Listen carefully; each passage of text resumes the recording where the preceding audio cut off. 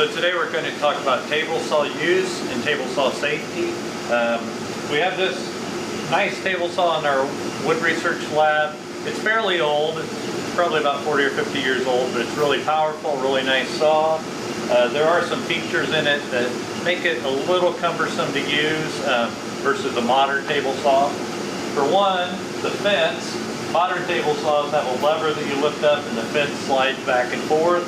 This one you have to loosen this, and then turn this hand wheel to move the fence. And then to get your measurement from the fence to the saw blade, you'll have to get a tape measure and measure to get the right distance. And then once you get it there, you'll lock both of those back up. If you fail to lock these as you're pushing your board, this fence can start to move, which is a pretty dangerous situation. The on-off button is down here. And you notice off button, you have to bend down and your head can kind of be in line with the saw blade or the board, which is a dangerous situation. So we never use this to turn it off. We're always going to use the foot brake to turn it off. So that's nice that you can stand up here, have control of your wood, and turn off the saw. This hand wheel raises and lowers the blade. So while I'm showing you that, just to let you know, I'm going to cut this board eventually, but normally you want this blade about a 1/4 inch or so above the material.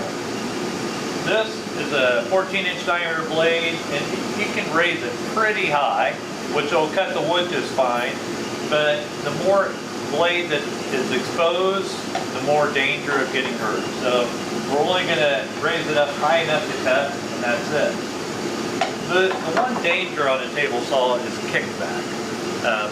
One of the most dangerous parts of the table saw. And kickback occurs when you're pushing the board in, it gets cut, and on the back, the board could have some stress in it.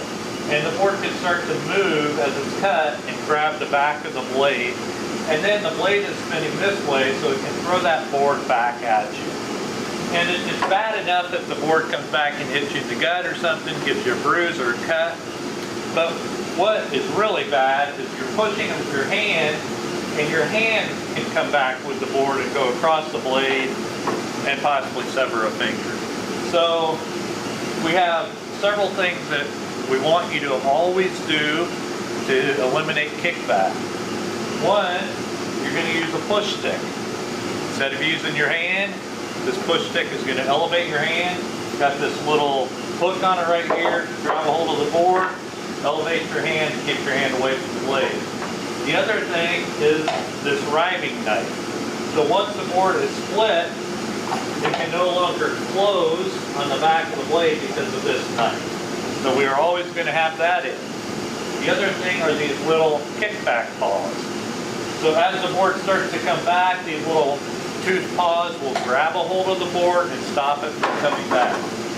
So those things eliminate kickback. The other thing that we're always going to use is this blade cover.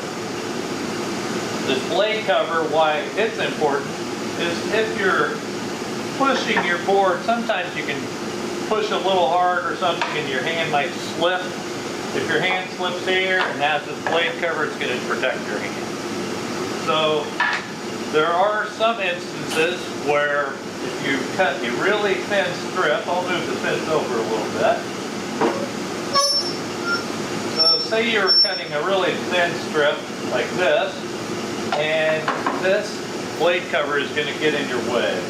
You just physically cannot fit everything through here safely. So at that point, it's okay to twist this, give it a push, and get it out of the way. I'll move it back here though for now. So our material is, we always want to make sure that it's jointed, that it has a flat face and a straight edge. We don't want to cut roughs on boards on a table saw because what can happen is as you're pushing the board, it could rock if it's got a twist or a cup in it. If it has a bow in it this way, then as you're pushing it against this fence, It can rock this way. Anytime the board starts moving or rocking while you're cutting, you lose control and you also lose that safety factor. We're also going to always use dust collection on here. So the blast gate is at the bottom here, and I'll go ahead and open it. So we're always going to keep that open. We're going to turn on the dust collector when we use this machine. Now, what this table saw is good for is ripping boards to width. So a rip cut is taking a board that's a certain width and cutting lengthwise with the grain. So it's really excellent at that. It's more dangerous if you want to cut the board to length this way, because you don't have much wood supported up against the fence. As you start to cut, this little piece in here can twist, get bound up in the blade, and come shooting back at you. So we are not going to use a table saw to cross cut a board to length. We're always going to use a radial arm saw to do that. This particular table saw, you can tip the blade at different angles. If you need to do that, come and get me and I'll help you. It's a little bit cumbersome to do, but you can certainly do that. If you don't want to cut all the way through a board, if you just want to cut a groove in the bottom of the board, get me and I'll help you do that, because at that point we will have to remove this riving knife. But a cut like that, when you have to remove a safety device, you're always going to get me to approve it, or I'll do the work for you. So we're going to set up this fence and we're going to demonstrate the proper method for cutting this. So I'm going to show you the proper technique for ripping a board to width. So like I said, this board is jointed on the bottom face, jointed along the edge. So I'm going to stand off to the left of the blade. In case there is a kickback, I don't want to stand in line and get hit. And I'm going to take my left hand and glue it to the table. And I'm going to apply some force up against the fence. And I'm also going to hold it down a little bit. It's easy when this board is hanging out over the edge of the table saw for it to start tipping up as you're cutting. So I'm going to hold it down up against the fence, push with my right hand, and I'm going to start pushing. And then once the board gets on the table, I'll stop, pick up my push stick, and I'm going to turn that push stick at a little bit of an angle so some of that force is going toward the fence. That helps keep the board up against the fence. And then I'll start pushing. I want to make sure this left hand doesn't follow the board. So that my left hand is going to come over here and grab a hold of the table saw, and my body is going to go up against the table right here. And then I push it past the saw blade. I don't want it to just be sitting there rubbing up against the saw blade. But I am supported well here, so I feel like I'm pretty stable doing that. Now, if you're a shorter person or something, your arms aren't quite so long, then it's okay to stop it there. And then I'm going to use the foot brake to turn the machine off. So sometimes you'll have little offcuts sitting right here by the blade. And you know, we get in the habit of wanting to be in a hurry and grab stuff, but we're not going to do that here. We're going to wait till the saw blade stops, then we can grab the board, or we can come around the backside and grab it from there safely. So I'm going to go ahead and turn everything on. You're going to watch this happen in real time.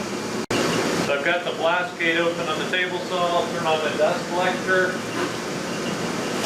Notice the lights on, means the dust collector's on. So I'm going to adjust this fence here so I can rip a little bit off this board. So loosen that, this, turn the hand wheel a little bit, tighten those back up. Got my push stick sitting here, turn it on.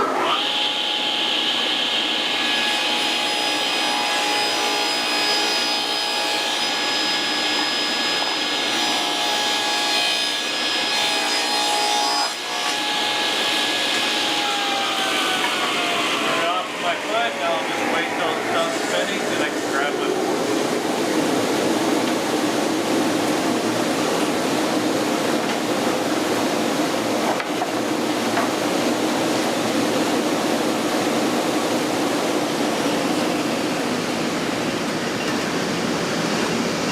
So that's about it for the table saw. There is a sliding feature also on this table if you ever need to use that. We also have a miter gauge that can go in this. You need to use that to make any special angled cuts, and I'll help you with that setup if you need to. So thank you a lot for watching, and watch all my other videos.